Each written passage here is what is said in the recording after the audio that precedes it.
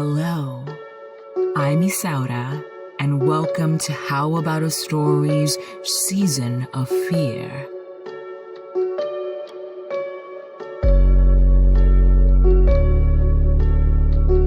Why take you down the road less traveled of unnerving twists and turns? These tales will crawl under your skin, seep into your brain, and turn your blood cold.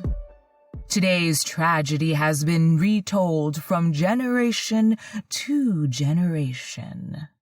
So gather round, my friends, grab your beverage of choice, your blankie, if you need one for support, and be ready to be transported to a faraway place where ghosts roam the streets of towns of old. This is the legend of Sleepy Hollow by Washington Irving.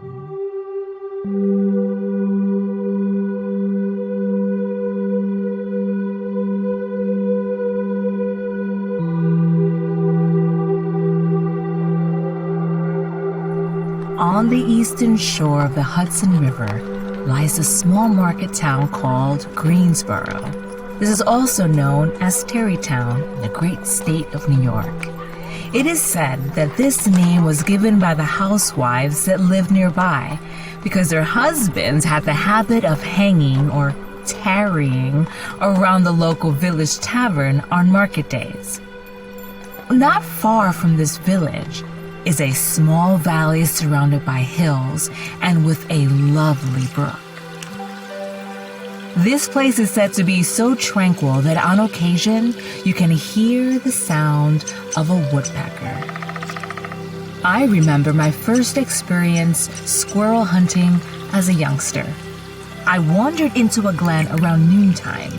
It was a type of place where you can go and dream quietly away the remnant of a troubled life. There was no more of a serene place than this. The echoing roar of my gun was the only angry noise that broke the stillness of this place. The inhabitants of this place, which is known as Sleepy Hollow, are descendants of the first Dutch settlers. Their boys are called the Sleepy Hollow Boys. It is rumored that this glen is haunted by a high German doctor who practiced sorcery. He is believed to have cast a spell on the little town of Sleepy Hollow. Others say that it is haunted by an old Indian chief who held his powwows there before Captain Henry Hudson discovered the place. It is certain that something has a spell on the people that live there. The whole place is filled with tales that are told all of the time. Sometimes they say you can hear music and see strange sights. The most powerful haunting in the glen is that of the Headless Horseman.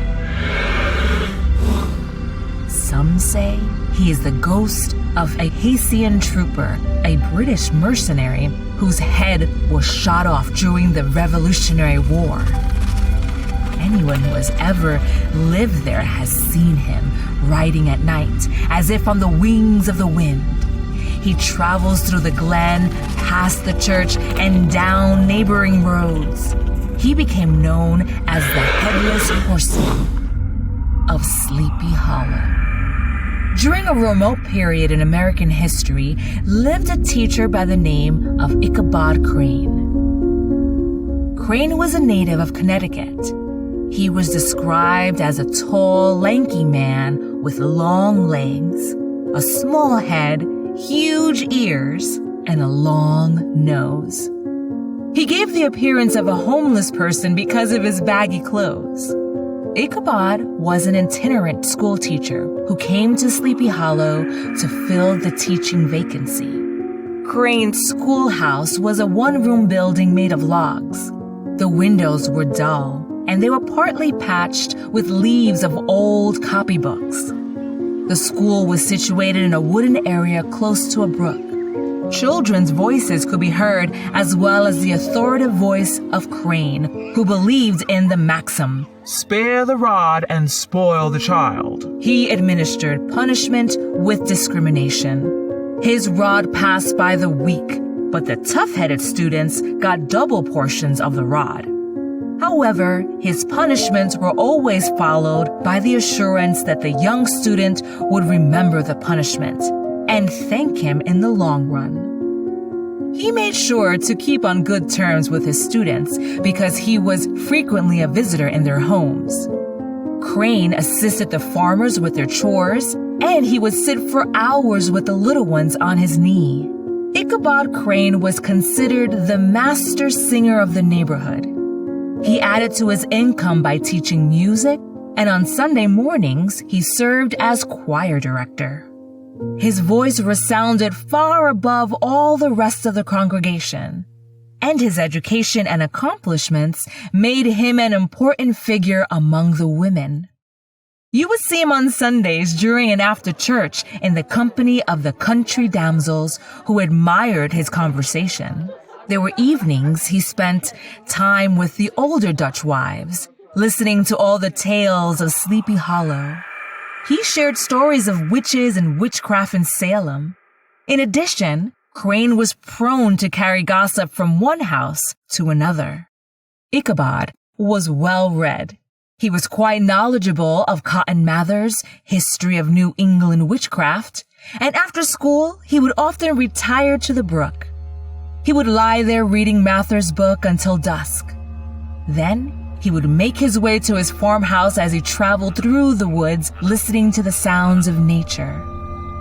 His imagination would take over, and ideas of ghosts and evil spirits arose. They were the subjects of the tales the Dutch wives told. The only thing he could do to drown those thoughts was to sing his way home. Neighbors would hear him sing melodies that floated from the distant hills.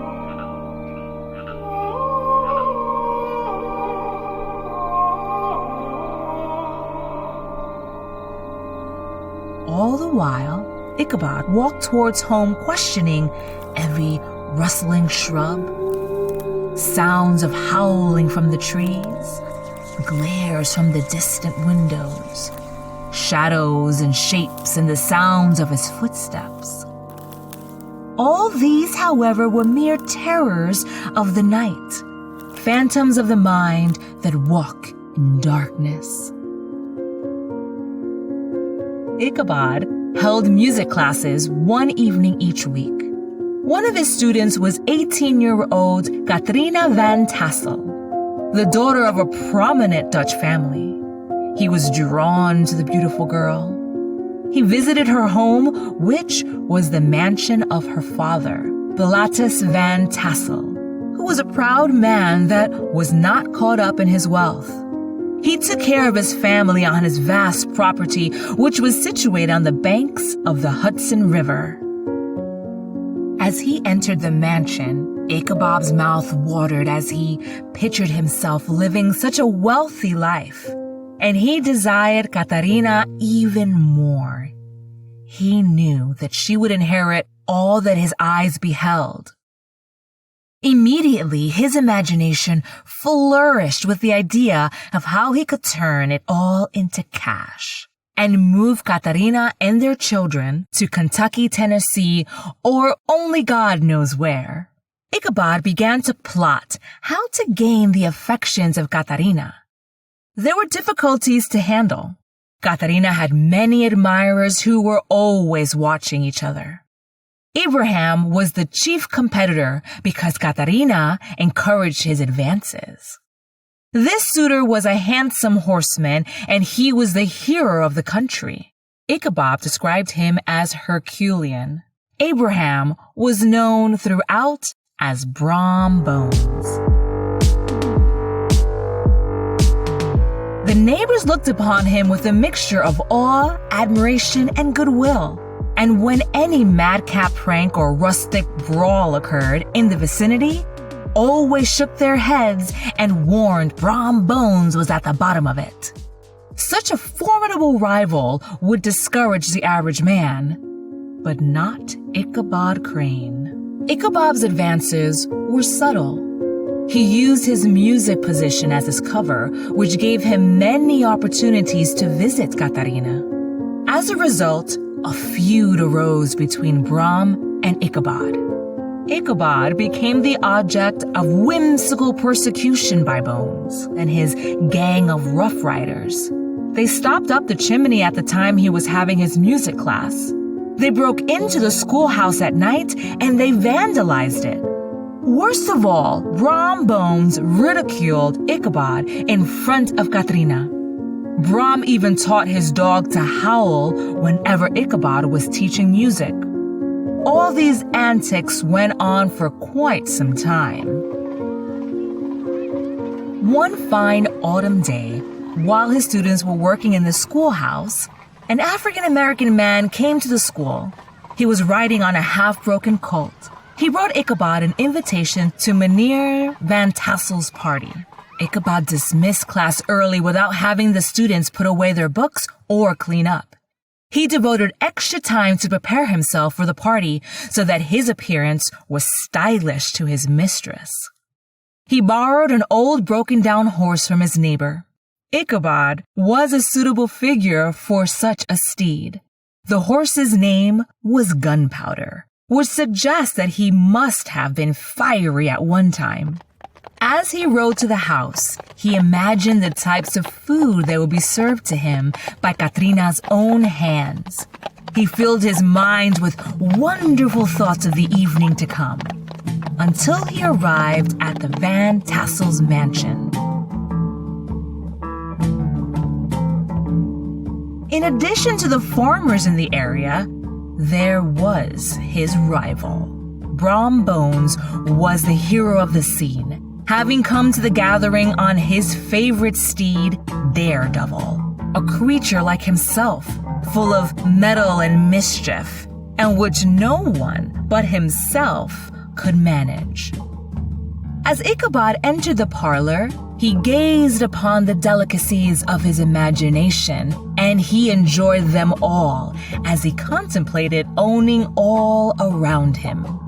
No longer would he be in the old schoolhouse, he thought. Ichabod danced and sung to the music that drew him into the common room. The musician was an old gray-headed Negro who had been the itinerant orchestra of the neighborhood for more than half a century. His instrument was as old and battered as himself. Ichabod's partner was Catrina, who smiled in delight while Bram Bones watched jealously from the corner in the room. Once the dance was over, Ichabod was drawn to a gathering of old men who told stories of the war and former times. The most interesting were the tales of ghosts and apparitions in the vicinity of Sleepy Hollow. Many damsel tales were told about funeral trains and mourning cries and wailings heard and seen about the great tree where the unfortunate Major Andre was taken and which stood in the neighborhood. The favorite tale was that of the Headless Horseman, who was said to roam the country and to ride his horse through the churchyard cemetery. One witness was old Brower, who had been a disbeliever in the existence of ghosts. He saw the horseman turn into a skeleton, and the horseman threw old Brower into the brook. Bram Bones told how he encountered the horseman, who challenged him to a race. Bram contended that he would have won if the horseman had not vanished in a flash of fire. Ichabod described the fearful sights he had seen while walking at night, but he had not experienced sightings of the Headless Horseman. After the stories were shared, families departed for home. Ichabod stayed for a while to talk to Catrina. When he left the mansion, it was the witching hour. As he traveled home, he could hear the barking of a dog. the croaking of a bullfrog, and the crowing of a rooster. The sounds were so far away that they were like dreams to Ichabod. Visually, there were no signs of life in his mind. He recalled the ghost stories told by the elders. He was nearing the enormous tulip tree that was used to hang the British spy, Major John Andre. Ichabod thought he heard a whistle and a groan. Then he thought he saw something white hanging in the tree. Finally, he passed the tree unharmed, but 200 yards from the tree was a small brook and a rustic bridge made of logs. This was the exact place where Andre was captured, and the stream was said to be haunted. As Ichabod approached the stream in fear, he tried to get his horse to race across the bridge, but old Gunpowder ended up coming to a quick stop at the bridge. His stop was so quick that Ichabod almost flew over his head. Just then, Ichabod saw something huge in the shadows. It stood perfectly still, as if it was preparing to attack. Ichabod was so scared that his hair stood up on his head. He mustered enough courage to speak. Who are you? He got no answer. He began to sing, which is what he did in fear. Finally, he recognized the figure to be a horseman riding a powerful black horse. Ichabod remembered Brom Bones' story of outriding the horseman. Therefore, Ichabod thought he could do that. Whenever he sped up, the stranger did the same. If Ichabod slowed down, the stranger did the same. Then light gave him a clearer glimpse of the stranger. Ichabod was horror-struck on perceiving that he was headless. He saw the stranger's head hanging from his saddle. His terror rose to desperation. He rained a shower of kicks and blows upon Gunpowder, hoping by a sudden movement to give his companion the slip. But the specter started full jump with him. Away then, they dashed through thick and thin, stones flying and sparks flashing at every bound. Ichabod's flimsy garments fluttered in the air as he stretched his long, lanky body away over his horse's head in the eagerness of his flight. When Ichabod reached the road to Sleepy Hollow, Gunpowder turned in the opposite direction, leading to a whitewashed church. As Gunpowder spread through the hollow, Ichabod felt the saddle slip from under him. All he could do was to hold on to the neck of his horse. Eventually, he saw a clearing, and the church was close by. Hopefully, the bridge was even closer. He remembered that Brom said the headless horseman had disappeared at that point. If I can reach that bridge, then I'd be safe. So he kicked Gunpowder in his ribs, and the horse flew across the bridge. Ichabod knew he was not safely out of the range of the headless horseman. He looked back, hoping to see him disappear. That was not the case. The horseman reared up, and he hurled his head at Ichabod. It encountered his cranium with a tremendous crash. He was tumbled headlong into the dust, and Gunpowder, the black steed, and the goblin rider passed by like a whirlwind. The next morning, Gunpowder showed up at his master's gate without the saddle, and there was no sign of Ichabod Crane. Ichabod never showed up for breakfast or work. The boys at the school searched, but there was no sign of Ichabod. Hans Van Ripper, Gunpowder's owner, started his own search for Ichabod. He found his saddle on the road leading to the church. Then he came upon Ichabod's hat and a shattered pumpkin. They searched the brook for his body, but his body was not found. Hans Van Ripper was the executor of Ichabod Crane's estate. All of Ichabod's property was contained in one large bundle. They consisted of 2 shirts and a half, 2 stocks for the neck, and a pair or 2 of worsted stockings. An old pair of corduroy small clothes, a rusty razor, a book of psalm tunes full of dog ears, and a broken pitch pipe. Dog's ears are the folded down corners of a book that lets you know when you left off reading. He also had a copy of Cotton Mather's History of New England's Witchcraft, a New England Almanac, and a book of dreams and fortune-telling. Ichabod's last salary was the only money he had, and it must have been on him when he disappeared.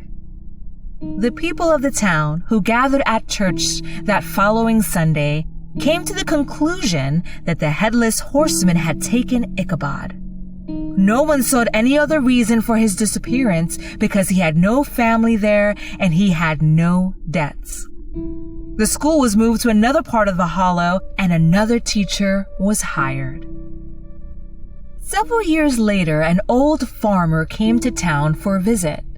He told the people that Ichabod Crane was alive. He said that Ichabod left out of fear of the ghosts and because Katrina had rejected him. According to the farmer, Ichabod had moved far away, taught in a school, enrolled in school to study law, and had even been elected to public office. Nevertheless, the older Dutch wives believed that he had been taken away by supernatural means. Brom Bones, who married Katrina, was observed to look exceedingly knowing whenever the story of Ichabod was related, and always burst into a hearty laugh at the mention of the pumpkin, which led some to suspect that he knew more about the matter than he chose to tell.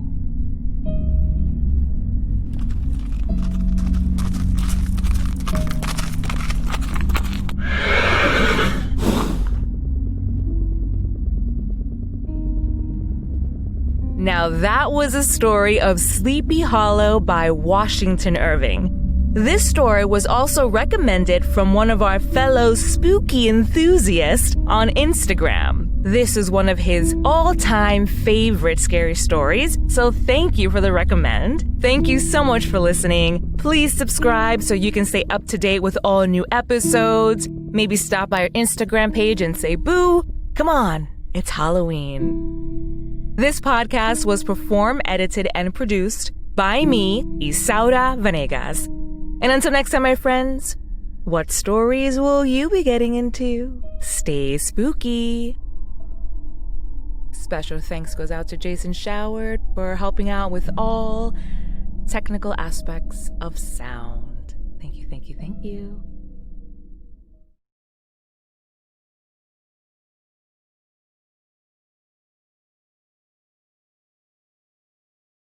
Ambosador, mata lile lile lile. Ambosador, mata lile lile lo. ¿Qué quiere usted? Mata lile lile lile. ¿Qué quiere usted? Mata lile lile lo.